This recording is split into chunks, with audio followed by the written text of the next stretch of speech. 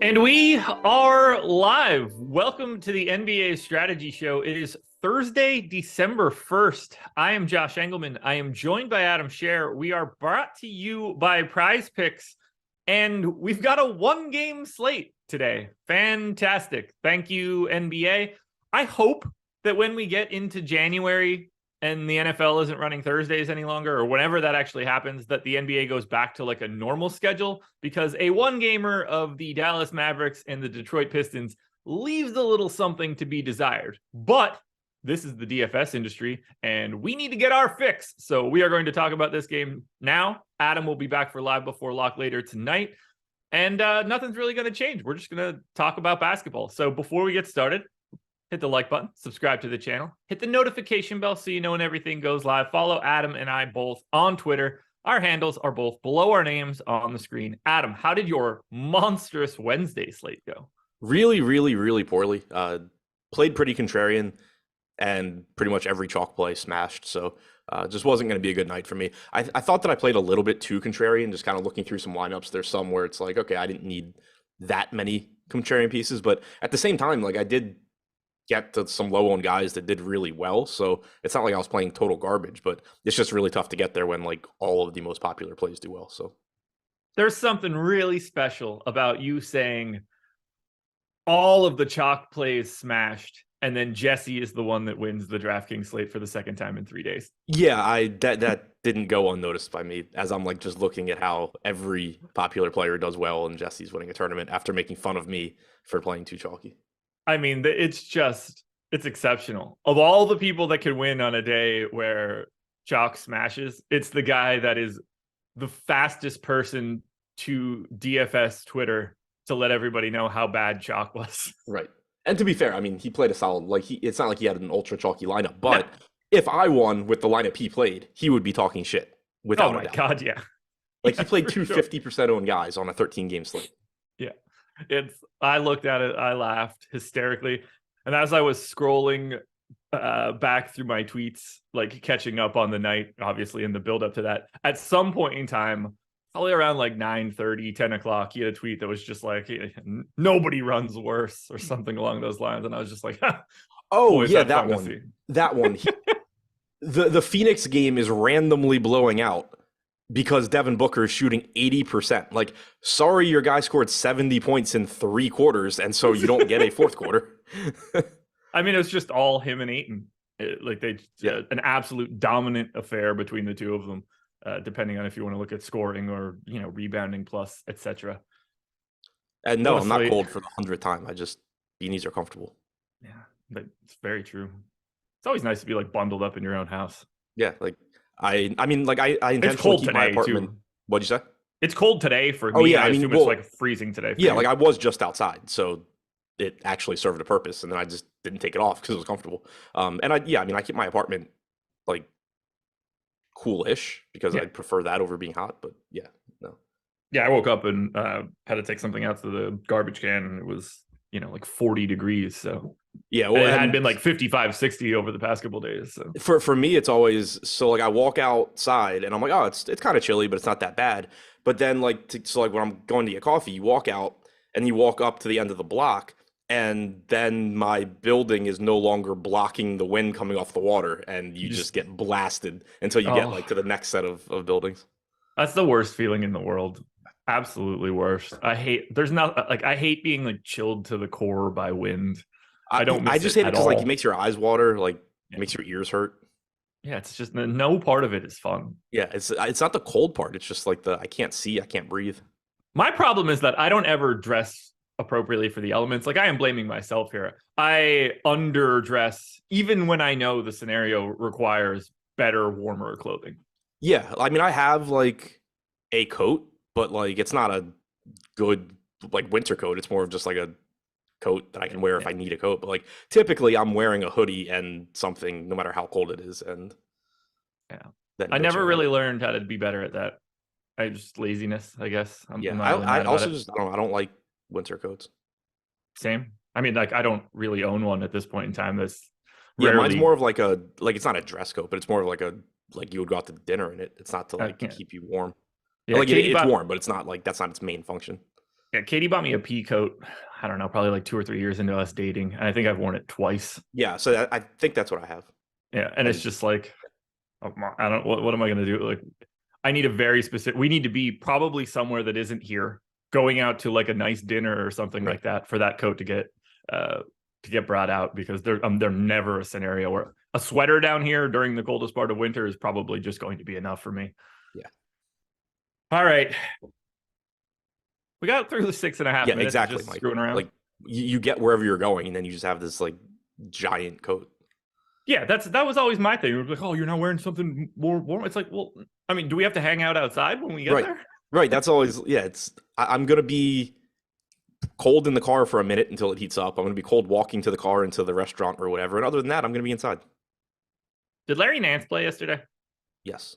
Okay. Joe Val still had a nice game. Yeah. Sean V just keeps jerking himself in chat over getting Joe Val right. And I was just assuming that Larry Nance didn't play, and it was all a very obvious thing. No, I mean, he played. Joe Val did well. Joe Val didn't do anything worth talking about. He scored 37 fantasy points at 6,400. Who gives a shit? He's victory lapping 37, 34. He didn't even score 40? Nah. He was in one of my better lineups, slate. So I know it was.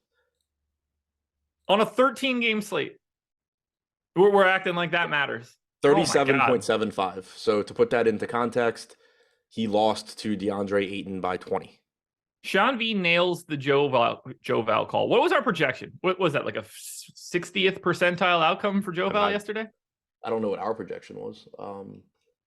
I don't know. 37 at what? We want to say 24, 25-minute projection for him yesterday? I had him at 24 minutes. Okay. So 1.5. I mean, it's a totally meaningless outcome. Played 25.9. Okay. Yeah. A totally meaningless outcome. Can you imagine if we came in here talking about all of the plays that we hit that looked like that? It was an actively bad outcome.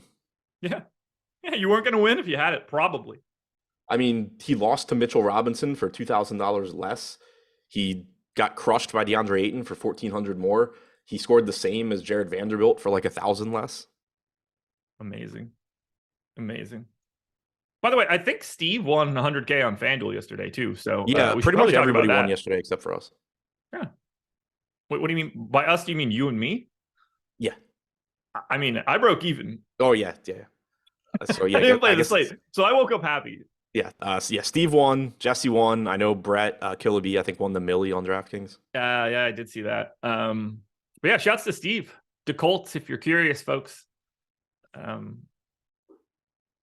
to see. Good to see good people winning. Bad to see Jesse winning. Yeah. I hope he's in chat for that one. I know he's awake. I'd be awake too if I shipped that twice in 3 days. Just a lot of adrenaline. What's it like to run good? I wouldn't know. You want to talk about this slate? No. All righty. The Dallas Mavericks and the Detroit Pistons are on today's slate. The Mavs are 7.5-point favorites in Detroit, 221 total. On the Dallas side, everybody that could be available is available. That matters. On the Detroit side, Jaden Ivey is questionable, and that's the only piece of news that we have for the Pistons. Now, that is an important piece of news for the Pistons, but we can talk about it at least. It's not Boyan and Isaiah Stewart and Marvin Bagley all with Q tags, so that's pretty helpful. I guess we're going to start on the FanDuel side first. Then we'll talk a little bit about DraftKings because obviously we're playing two very different games between FanDuel and DK. On FanDuel, for those that aren't aware, because I think it's probably in our best interest to talk about it this way, you don't multiply salary as you go up the fantasy point multipliers. So you have an MVP spot, a star spot, a pro spot at different multiples. There is no salary multiplier. On DraftKings, captain spot multiplies salary and points by 1.5. So it's a very, very different mechanism because for the MVP spot on FanDuel, you want the highest raw scorer, and that's just like what you have to have. And today's slate is pretty interesting when it comes to highest raw scorer because this slate has Luka Doncic on it. And based on my projections right now, I have Luka Doncic 27 raw points ahead of the next closest guy on this slate. The chance that Luka Doncic is the MVP on FanDuel, in your eyes, is what? And we're just talking like hypothetically here. 70 plus. Yeah. So we've got him projected for 71% ownership. It's by the way, I was not looking at ownership when I said that. That was me just pretty much nailing it. Oh yeah. I mean, like, there's only so many possible. There's only like one or two guys that can even really catch him to be the highest scorer for today's slate. I'm just going to open this up sort of wide because it doesn't really have much to do with any individual plays, but what do you do on FanDuel on a day like today where you have this giant split between what Luka is at MVP and everybody else? I feel like you just jam Luka and then get to some of the just get as many combinations as you can elsewhere. It's just so difficult since you don't have to pay any extra. It's just so difficult to figure out how Luka's not getting there. I think I would say that if you're not playing Luka at captain, it's almost like or at MVP, it's almost like you just shouldn't play him and hope he gets hurt or ejected or something. 7% owned at the who's beating him? 7% owned at the star, 2 at the pro, 1 at utility. He's 17K on FanDuel. So like that, as you start working your way back down, it just becomes easier to have like better players when you don't have him at the pro spot. to be able to build that lineup out. Is there a case to be made to just not having him at all? I think so. Do you think that's viable? So I would prefer to just have him at MVP in every single lineup. But again, like I think that if you're not playing an MVP, it almost makes more sense to just not play him, because who's beating him realistically? Like, he projects 30 points higher than the next closest guy. Yeah. So it's almost like, for him to not be the guy that you want getting the biggest multiplier, he gets ejected for, whining like he tends to do or something, and rolls an ankle. Right. Yeah. It's so difficult to figure out how, like, Luka is in the winning lineup, but not the guy getting the biggest multiplier. Yeah. I think we're on the same page here. I don't totally know what to do with Luka other than just say he seems like you just put him in at MVP and jam away. I don't really feel like there's a great case to be made to be like balanced for it, to just sort of like match the field on his MVP ownership. Because I would rather just have either all of the possible bullets on a day where he fails, or just like shrug my shoulders and say, like, I'm just not going to win today. Right. Yeah, to me, it's a lot more interesting to just basically lock him in at MVP.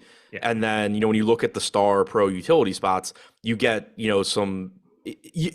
the rest of the guys on this slate are a lot more interchangeable. So, like, when you look at the star spot, and you have 18% ownership coming to Wood, you have 18% coming to Ivy, 13 to Dinwiddie, 16 for Hayes.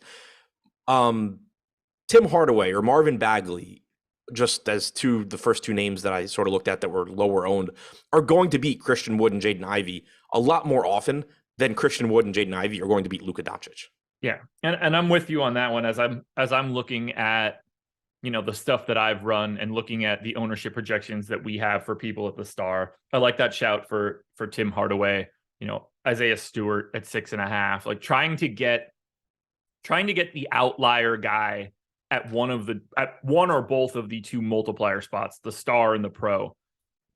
I think that's where we start looking at it, and that's sort of how you can make these Luka Doncic lineups a little bit more wild.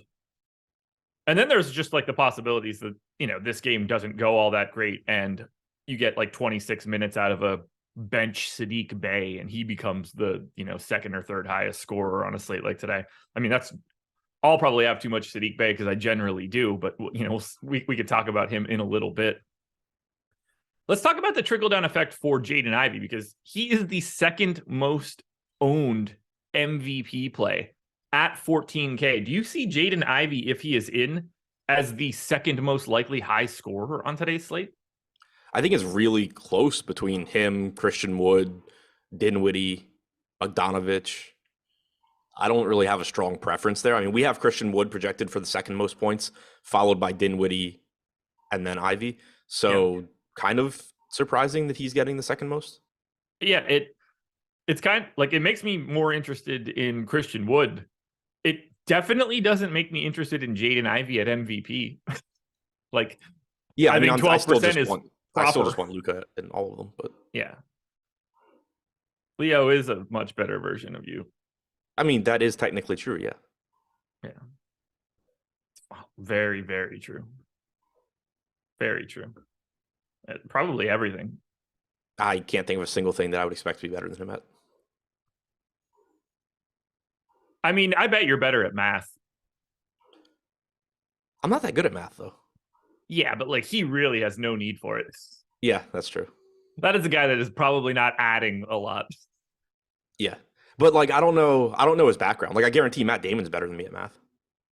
That wouldn't shock me. I mean, you saw all those like formulas and stuff he was writing on the board. Right, exactly. I'm sure he definitely knew what they all meant. The only math that Leo is doing is taking 2022 and subtracting birth 25. Years. Yeah. Otherwise, it's just like, okay. I know where my cutoff is.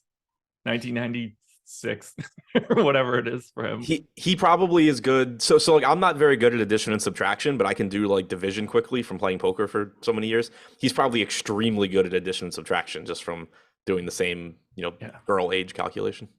How old are you, sweetheart? Okay. Yeah. What's your birth year? You have an ID and a birth certificate, please.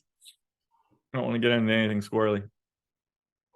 Okay, so let's start talking a little bit more about sort of what this game looks like, maybe the trickle-down effects for Jaden Ivey. Let's just assume, since we have the data in front of us this way, that Jaden Ivey is in. And then let's sort of just throw MVP in the garbage for right now. When you look at the star and pro spots, and I don't even really know how to ask this question, but like, is this just sort of a random number generator to you? Kinda, yeah. It's just so flat with a lot of these guys. Right. That's Like why I was leading it hoping there. that we were going to get similar ownership, like a similar ownership ratio at the star and pro spots as we did at MVP, where Christian Wood is getting less than Ivy, but we're not. It makes sense there. So you're kind of just getting, Wood, Ivy, Dinwiddie, Hayes, all very similarly owned and probably should be. Bogdanovich getting a bit less. I have no idea what to make of him, given that he played 19 minutes last game, but that was also a game where Detroit just ran absolutely ridiculous rotations. So I'm not going to read too much into it. They were getting destroyed and it was just bad. They hockey line changed their starters 3 minutes and 15 seconds into the second half, and Boyan never came back. So there's some chance that you're getting 30 plus minutes from him here, and he's just not pulling ownership. So I think that volatility is pretty interesting. I'm interested in the fact that Tim Hardaway Jr. is not pulling any ownership. I don't know if that changes when we get it announced that he's starting again, but I'm assuming he's going to start again. So I mean, they said he was. Oh, okay, I hadn't seen that. Yeah. I believe the report was just like, this is, Hardaway will continue for the foreseeable future. I don't think it was the opposite. In my mind, it's either that Hardaway was going to continue to start or that Bullock was going to continue to not start. But I kind of took those as the exact same thing in my head. But yeah, that's the problem. Like, in the grand scheme of things, Wood, Ivy, Dinwiddie, Hayes, Boyan, like, I don't think any of these guys look all that different. And then you start trying to figure out, well, is it Jalen Duren, Isaiah Stewart, Marvin Bagley? Like, I think all three of those guys are, set to play pretty comparable minutes. It starts to become, so how much are you paying attention to ownership in this situation? Assuming you're saying that you're going to have Luka in everything at the MVP spot, what are you sort of looking for from an ownership perspective?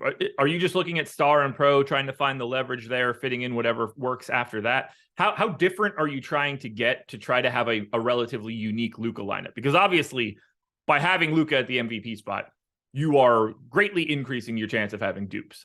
Yeah, I think you just want to kind of get creative with the star pro utility spots. And keep in mind, you're talking about a Detroit team that, one, is really bad. Two, has a lot of interchangeable pieces, both in terms of fantasy production, but also in terms of the rotation. Like, you're just going to get inconsistent rotations from this team. So you can use that volatility to your advantage in this spot, I think. And, again, Killian Hayes getting a lot of ownership, Ivy getting a lot, but Bogdanovich not getting that much. Stewart and Bagley at 10%. Alec Burks getting 5%. His playing time is all over the place, but, conceivably could play more than the 15 minutes he played last game. If he plays 22, 24 minutes for some reason, he's going to beat Hayes, some percentage of the time. So I think just taking shots, Jalen Duren is a good example where he's not going to come through very often, but if you get one of the bigs in foul trouble and you get a unowned Jalen Duren at star or pro, that's appealing. Obviously, yeah. you obviously need to run really good there, but it's still, I almost, it's probably close, but I still think like Jalen Duren is probably more likely to beat like Christian Wood than Christian Wood is to beat Luka Doncic. Yeah, I think so too. When you start looking at this sort of stuff, do you care about your lineup construction at all? Like, in any way, are you worried about like how many Mavs versus how many Pistons, or what's, if you're running like a Mavs train in the multipliers or anything like that? Does any of that really matter to you? No. Okay. Yeah, I don't. The only way that it would is if there were like data that people just don't play at, a certain type of stack. But if that data exists, I don't know it. So yeah. Okay. Where can you go for salary savings? Because if you're playing Luka at 17K in the MVP spot, you're already just sort of limiting yourself. You've got 43,000 for those next four guys. Who are your primary pay down options? It seems like Tim Hardaway is the guy that you and I are sort of identifying as the most underrepresented guy in our ownership projections. Yeah, I can't believe that he's not going to get more ownership than that. But I mean, I guess he is pulling the most at utility. It's just a matter of he's not pulling any at star or pro. So I like him in those spots. Same. Yeah, I mean, Duran, Josh Green played well, played 27 minutes. He was in the closing lineup. He played ahead of Reggie Bullock, essentially. Bullock only played 14 minutes. I know one of the Mavs beat writers was basically tweeting that he thinks Josh Green is ahead of Reggie Bullock now. Basically, the way he put it was he thinks Green has clearly outplayed Bullock. It's a matter of whether or not Jason Kidd agrees with that. But I mean, at 6,500, it's not like he's a good fantasy producer. But if he's going to get, you have a chance at least of getting like 26 minutes again at 6,500 and virtually no ownership. That's pretty appealing. And you also that combination. I mean, there's just a couple of those guys at those sub 10K price tags where, like, would you be surprised? He's sort of like my boy now, but like, would you be surprised if $9,500 Saddiq Bey just got enough? I mean, I believe he took the most shots on the team in the last game. Correct me if I'm wrong. He only played 18 minutes. I believe he did. Correct me if I'm wrong. Do you have it in front of you? No. Okay. I mean, I have popcorn machine up, but I don't know how many shots people took. I can get to it quickly. What'd you say? I can get to it quickly. It looks like he took like 11 or something. So that was on the 29th, correct? Yes. Saddiq Bey took 11 shots. Okay, so Beef Stew ended up getting there and had 13. Bey tied for second.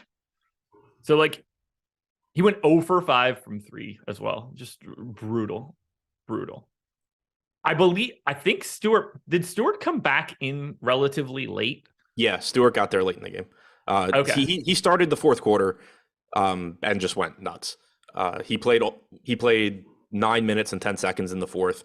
They started the fourth with Hayes, Bagley, Stewart, Diallo, Magruder. He closed with Livers, Joseph, Duran, Knox, Diallo. Here's a question for you. Who's out of this rotation if Jaden Ivey is back? Well, Diallo apparently is already out. Okay, so if that's the answer, that's fine. Well, and then I think Corey Joseph. Okay, you think it is Joseph? Yeah, so my assumption, because I had projected Diallo to basically play the Joseph minutes last game, but they apparently just wanted the ball handler. Like it appeared that I thought they would kind of just say, hey, we're the Pistons. It doesn't matter if we have a true point guard as our backup behind Hayes. We're just going to give Diallo some minutes. They chose to go with Joseph. I fully expect if Ivy comes back that Joseph's gone. Okay. Because that's obviously like an interesting swing piece. If you can get the 10th guy, if there's 10 guys, correct. If people are making a 5 to 10% bet on Diallo, on Knox, on Joseph, like somebody's going to end up being wrong right out of the gate there. And you might have a little bit more wiggle room from an ownership perspective. Yeah. I find FanDuel to be like oddly, I don't want to say easy, but I see a path of like how I would want to construct the lineups. So do I. And then I see Tim Hardaway being 10% owned instead of 1, and I would just be pissed off. Oh, you mean like from an actual perspective? Yeah. But yeah. Well, best laid plans just get blown up by, right. Yeah, I gotcha. With the way ownership looks right now, I know exactly how I would want to play this slate. So do I. But I also don't think I'm that smart. So I think there's a lot of people that'll probably come to the same conclusion. That I completely agree with. I mean, I think the guy, at least for me, so I ran a crunch before we got started. From the utility spot, the guy that I'm most interested in is $7,500 Jalen Duran. 14% owned right now. It's the salary savings that I'd be happy to get. He's the guy that showed up the most for me in the utility spot. Bojan Bogdanovic, oddly enough, second, but I guess that's not all that crazy considering he's only 10-5 and is the best player on the Pistons. So I think the Bojan spot's really interesting because he missed time and then, only played 19 minutes last game. But if you look at his real rotation, it didn't seem like he was going to be particularly limited. He played the entire first quarter, and then he played 4 minutes to close the first half. So you're talking 16 minutes in the first half. That's right in line with the 32 minutes or so he typically plays. I think you're probably going to see, there's a good chance at least, you're going to see him a little bit under projected today. We have him at 32 minutes, so maybe not. But it seems like maybe people shy away from him a little bit just because people are really, really bad about like missing context and just jumping to the conclusion Bojan was out. Bojan played 19 minutes. Bojan was limited, when I do not think Bojan was limited. No, I don't think he was limited at all. He's limited by the fact that the Pistons are shitty. Right. Yeah, he's limited by the fact that they hockey line changed 3 minutes into the quarter, or into the second half, and then he just never came back. But like if that game were remotely competitive and the starting unit didn't go -7 right out of the gate to start the second half, I think Bogdanovic was playing 32 minutes or so. Anything else you want to touch on from a FanDuel perspective that you see? Any flyers that seem like they're jumping out, or guys that at the ownership we're currently seeing you would want to avoid? I don't really think so. Okay. Well, then let's talk a little bit about schedule for the rest of the day. We have the NFL strategy show coming up after this. That exists. We have so much even on today, we have so much content for you guys. It's kind of crazy. Seems like a crap day because of the basketball schedule, but it's just not. NFL strategy show matchups edition comes up at 11 a.m. We got the NHL strategy show coming at 2 o'clock. The No House Advantage Thursday night football show coming at 3. Adam will be back for Live Before Lock with Greg tonight at 6 p.m. And then NFL Showdown Live Before Lock at 7:15. We also need to talk about PrizePicks. They are the presenting sponsor of this show. There is a link in the description. If you click that link, head on over to PrizePicks and make a deposit. They will match that deposit up to $100. So if you put in 50, they will give you 50. But if you put in 100, they're going to give you 100. And you're picking player props here. You can put together 5 on one card, net up to 10x your entry fee. You can even go up to 6 now. That's a thing that you can do. I forget what the multiplier is, though. And that's 25. Am I right there? Jordan, do you know it off the top of your head? You don't know it off the top of your head, do you? I think the new one, I think the new multiplier on PrizePicks is 6 for 25x. They just added it recently. So I don't want to get it wrong. Chad will probably correct me. Let me just mark all of these off and see what it says. More, less. 500 divided. Yeah, 25x. I was right. So you can do 6 now instead of 5x, 5 picks for 10. You could do 6 for 25x if you're interested. So check that out. I'm going to hit Adam with a couple of these props right out of the gate. We'll start with the most popular guy on today's slate. That's going to be Luka Doncic. How are you feeling at over under 30.5 real points? Hang on. We don't have that in the showdown projections. Let me know how you feel about my 33.7, because I am soaring over 30.5 for Luka here. 30. We have 33.4. Okay, perfect. So looks like you and I are both taking the over on Luka points pretty quickly. How about Spencer Dinwiddie at 16.5? We have 16 in 30.8 minutes, so I think it's probably a push. I think he probably plays a couple extra minutes. Okay. Let's see. We'll do 1 or 2 more. We've got... Okay, so I guess we're doing this one. I don't know why he's one of the guys that got listed, but Saddiq Bey, 14.5.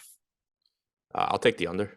Yeah, I will also take the under pretty aggressively too, especially if Jaden Ivey is back. That's like a no-brainer to me. But even if Jaden Ivey is in, I don't know how many minutes to expect Saddiq Bey to play at this point. They don't seem very fond of him. I don't see it listed elsewhere where I can bet. Okay. Yeah, I have Bey. I gave Bey 20 minutes. Maybe that's a little light. But at the same time, I have Jaden Ivey back, and then it starts to get really murky. Let's do one more.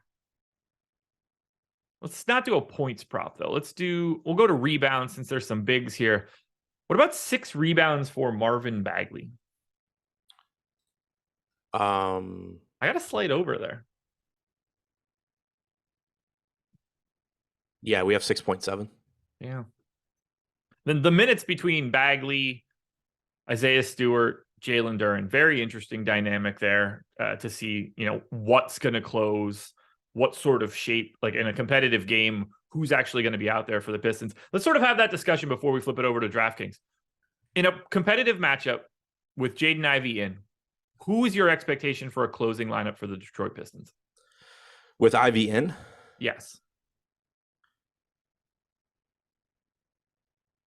Hayes, Ivy, Bogdanovich, Stewart, Bagley. Okay. Whew. Fall from grace on Sadiq Bey. Like, it could be Bay over one of the bigs, but I assume they just close with the starting lineup. That'll work for me. Want to talk DraftKings now? And get back into your wheelhouse? Yeah. All righty. Let's switch it over to DK. And unsurprisingly, Luka is also going to look really, really good there. Spoiler alert, he's good. 91% owned right now for Luka. But because you multiply salary by 1.5x, and he's 14,400, that is, I don't know if I've ever seen a price that high on an individual player on a single game DraftKings slate, and no one else is close to him. The next most expensive guy is Jaden Ivey at 8,400.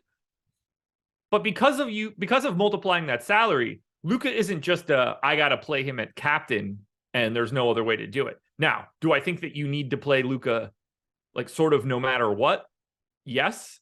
Would you say that Luka is just essentially a lock button to you in some roster spot? Yeah. Okay. Yeah, and it's different. The difference is obviously that on DraftKings you're paying more for captain, so it makes it so if you play Luka at utility, you can at least in theory build better lineups in the sense that you have more salary to allocate to your other spots. Whereas on FanDuel, you're just saying, well, I think somebody's going to outscore Luka, which is crazy. But DraftKings, at least you're getting some sort of benefit to not playing him at captain. Now, 38% captain still seems like it's probably kind of low, and I would rather just be jamming him at captain and playing a bunch of other stuff. But at least there's a conversation on DraftKings. Yeah, it's going to get to the point where if his raw points start climbing, all the 1.5x's in the world for some other guy is just not going to equate that extra half that he gets when you get those raw numbers up to like even just 60. But then we get relatively flat at the top between Dinwiddie, Wood, Boyan, actually, as the fourth most owned captain. What do you see when you look at the captain ownership that stands out most to you? I mean, obviously Luka, and I think that's a little bit low. Yeah. Bogdanovich at 8% still seems sort of low.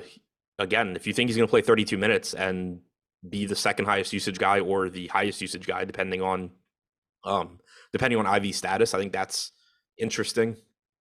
Tim Hardaway is interesting if it allows you to kind of just like jam in everything else. Like, I don't know. I haven't built lineups, so I don't know exactly what it opens up for you. But if going to Hardaway were to allow you to just get like Luka, Dinwiddie, Wood, Bogdanovich, Ivy kind of thing, then like there's some appeal there since he's so low owned. I'm not so sure I want to get to the 3.5% of Alec Burks at the captain spot, given the way that looks right now. I like Killian Hayes at 3.7.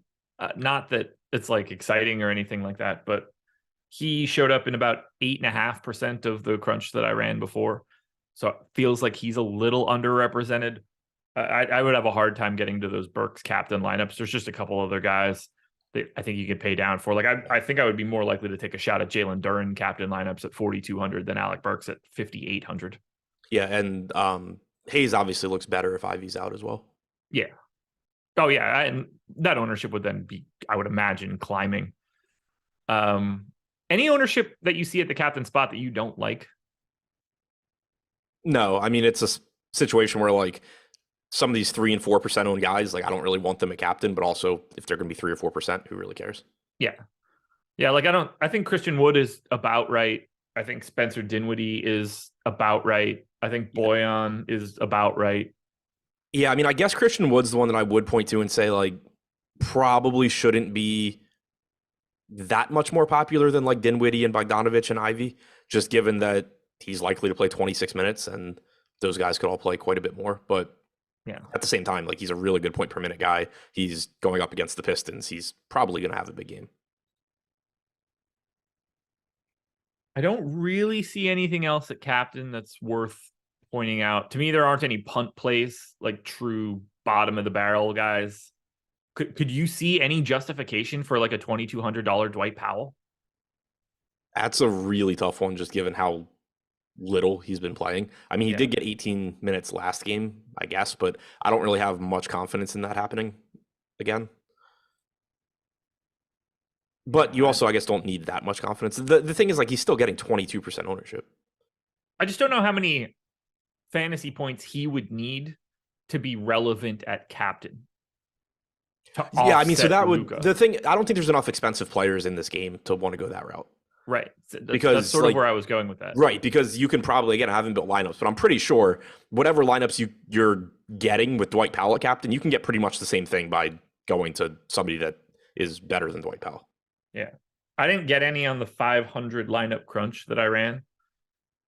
So it seems like that's probably not the way that you need to go. Like Isaiah Livers at 3,400, showed up in one or two. I don't think that you need to drag the bottom of the barrel because it's just sort of Luka and then everybody else is average priced. What do you see at the utility spot then? Because we've got Luka with a little, I mean, he's the most owned utility guy too at 53%. You've got same sort of situation with Dinwiddie and Wood and Bogdanovich. I mean, it's basically just the same order of operations that we were talking about before. I think Alec Burks is massively overowned in this spot right now, but I also don't think that ownership number is going to look like that at 6:00. Yeah, I don't think Alec Burks should be more popular than Tim Hardaway. No, I don't think Alec Burks should be more popular than a couple guys that are underneath him, but that's neither here nor there. Yeah. Who stands out though? Anybody underrepresented, overrepresented that you see? Bagley at 22% might be a little bit low. Like he didn't play a lot last game, only played 23 minutes. But again, I don't know how much we can read into that game. He was part of the hockey line change at the start of the half. Probably was going to play like, I don't know, 26, 28 minutes, I would think a good percentage of the time. So I think he might be going a little bit under-owned. Similarly, Jalen Duren not getting a ton of ownership. One of those guys is likely to have a big game here, or at least be on the floor enough minutes that they would project to have a big game. Obviously, you can't guarantee what they're going to do while they're out there, but the $4,200 price tag on Duren, I think, is pretty interesting if he's only going to be 24% owned. Yeah, Duren is likely the guy that I'm most heavy on in comparison to where we have these public ownership projections. Yeah. Which doesn't make me feel good to think, well, the guy that I want today is the Pistons backup center. But, you got to take this. I've done it on bigger slates than this. That's fair. That's fair. Maxey's at 21, Josh Green at 20. I mean, you get into that range where you're kind of just picking random dudes that are 20% owned at this point. Is there someone you see out there that can really make your lineup different? I don't think so. Kevin Knox? Amadou Diallo and hope that they get blown out or something. Yeah, I guess honestly, that might be my answer. Like he's not getting any ownership. I don't think he's in the rotation, but Dallas can also just beat the shit out of Detroit. If you build a lineup where it's just like Luka, Dinwiddie, Wood, Hardaway, Diallo, not the craziest thing. That's why I said Knox. I think those two are sort of like interchangeable at the unowned people range. I guess Corey Joseph, like if we're just wrong. Right. Yeah. If he just does happen to somehow still be in the rotation. Yeah. 2,400. I mean, like he's a vet. He's playing for like a vet coach. I wouldn't be surprised if it happened. Like, I wonder how much Corey Joseph's ownership would climb if Ivy got ruled out. Yeah, I don't know. I mean, it definitely should. And the main reason I say I don't think he's in the rotation when Ivy comes back is we've already seen him booted from the rotation this year. So I don't think, like to your point, I don't think there's any sort of real like loyalty, like, oh, we're going to give Corey Joseph minutes because he's a vet. No, that I'm with you on that one. Yeah, I don't really want to roll the dice on like the 1K Bertans or the 1K JaVale at this point. 7% owned Isaiah Livers is probably interesting, but he's just not good on a per minute basis. So you really need a pretty specific outcome. He does fit the garbage time play though. That's true. I mean, so like he's kind of nice in that regard. He's cheap. He could start, but like I assume he's going back to the bench if Ivy's back. Yeah. Yeah, so I mean, he's probably out there in garbage time, but like Diallo's the better point per minute guy. If you get a situation where like Ivy's back and so Livers isn't starting, I would rather just probably go the Diallo route and realize that he's going to play 0 minutes a decent amount of the time, but that he's at least not going to be owned at all. My optimal lineup for today on DraftKings is, no surprise here, Luka Doncic at captain. Way to go out on a limb there. Yeah. I mean, I take really wild stands from time to time. Christian Wood, Boyan, Dorian Finney-Smith, Jalen Duren, Maxi Kleber. That sounds fun. That is just a really, wouldn't even know how to cheer for that. That is gross. Gross. My third most optimal lineup does get Dwight Powell into it, which is interesting. I didn't look at the FanDuel one. I guess I should take a quick look at the FanDuel optimal before we pack this one in, because I think you and I have exhausted everything that we could possibly say about this one. Using our projections, the optimal has Powell. Does it really? It also has Burks, which I'm not on board with that one. Neither am I. My optimal on FanDuel is Luka MVP, Christian Wood star, Dinwiddie pro, Boyan, Jalen Duren, which I kind of like. You know, you get like one Pistons starter that can do okay enough. You get boat raced by the Mavs, good guys, and then you get one bench guy. Yeah. Oddly enough, the second most optimal one just swaps Boyan and Dinwiddie in the pro spot, which I find even more interesting, even if it stays like a little competitive. Can you imagine if at the 1 o'clock injury report we get that Luka's questionable and somehow he sits for today's slate and just all of a sudden it's a just random tire fire? That would kind of make the slate more fun, I think. I was more concerned that we're going to get the 1:30 injury report and it's just going to be every Piston is questionable. In a way, it'd be more fun, but at the same time, then you'd have to watch Mavs Pistons without Luka. Well, yeah, I don't want to watch the game, but like just from you have to actually make decisions and not blindly jam Luka in. It would be a little bit more fun. Mike Gray, as far as I understand, Kemba Walker is not playing today. But yes, that would throw a wrench in things if he played for 20 minutes today. He would also probably be optimal if he played for 20 minutes. Extremely DFIC. Yeah. You have no idea. I mean, if this were like when it's the playoffs, it's not so bad because you're talking about like good teams and real rotations. When you're talking about the Pistons, it's like, I don't know, man. These guys blow. They're one of the worst teams in basketball. It like obviously talking one game, it sort of is going to suck regardless. But like if you're talking good teams and interesting players, it's one thing. But when you're just like, oh, Josh Green, Maxi Kleber, Davis Bertans, Amadou Diallo, Kevin Knox, like who cares? Yeah, it's not fun.